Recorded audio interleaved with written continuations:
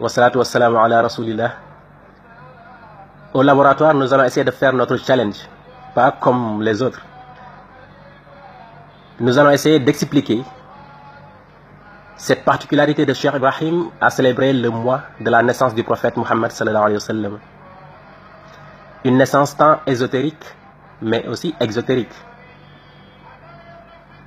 En entendant Cheikh Ibrahim parler, on sent nettement qu'il avait deux dimensions de célébration de cette naissance du prophète Mohammed.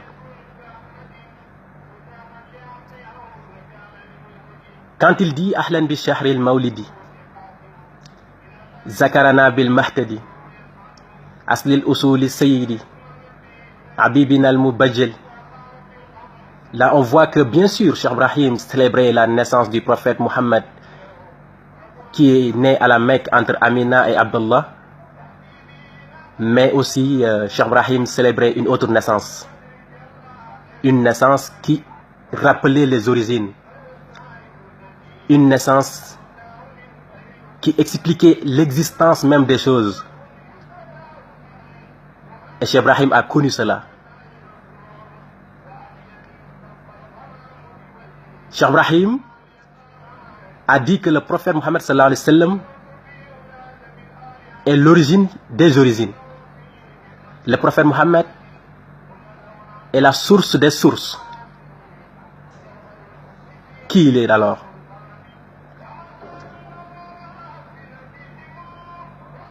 Quand Cheikh Ibrahim célébrait le mois du prophète, il devenait une autre personne.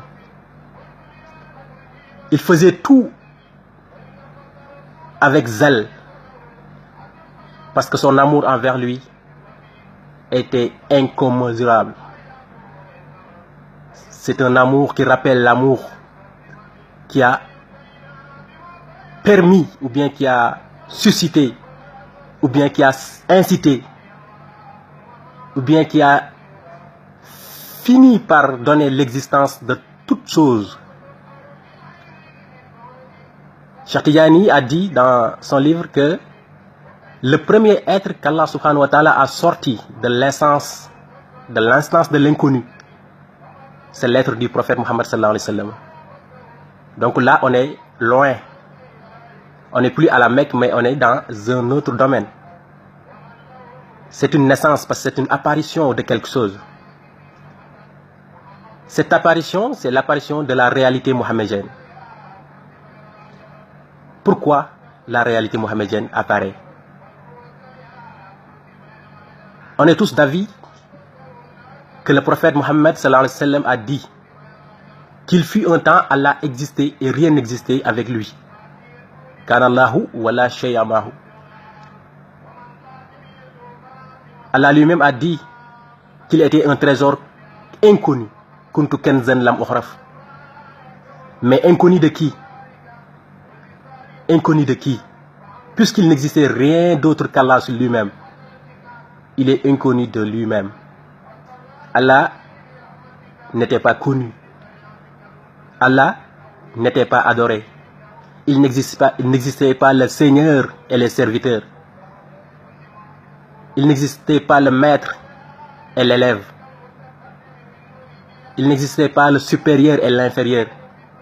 Il n'existait pas le haut et le bas.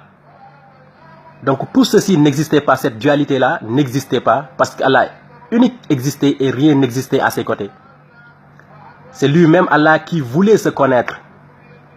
Et il fallait qu'il crée un duplicata. Une existence, une essence double. Et c'est cela qui a permis l'existence. Et c'est cela qui explique l'existence.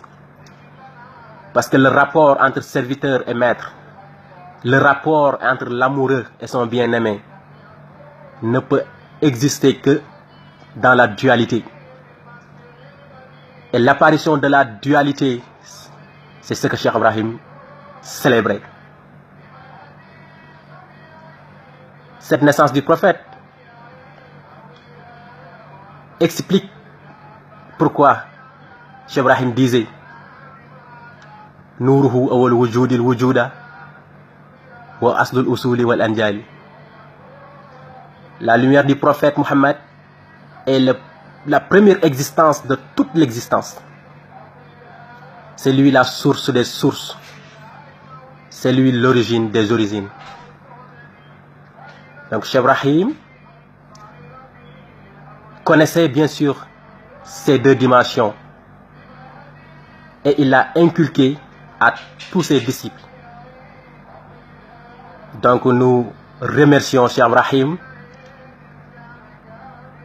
de l'apparition de ce mois, de la connaissance de ces lumières.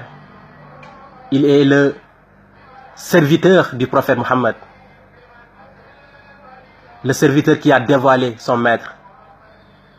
Donc félicitons Cheikh Ibrahim.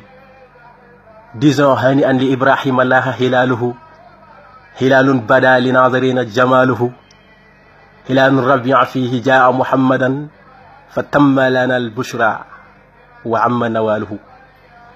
Le prophète Mohammed, dans sa réalité interne et externe, est apparu ce mois de Rabi'a, ce troisième mois des mois lunaires, des 12 mois lunaires. Et ceci, c'est dans l'apparent comme dans le cachet. Le prophète est apparu dans ce mois de Rabi'a. Le prophète est apparu dans le 12e jour du mois de Rabi'a. Le prophète Mohammed est apparu durant la nuit du 12e jour de ce mois de Rabi'a. Le prophète est apparu durant la 3e partie de la nuit du 12e jour de ce mois de Rabi'a.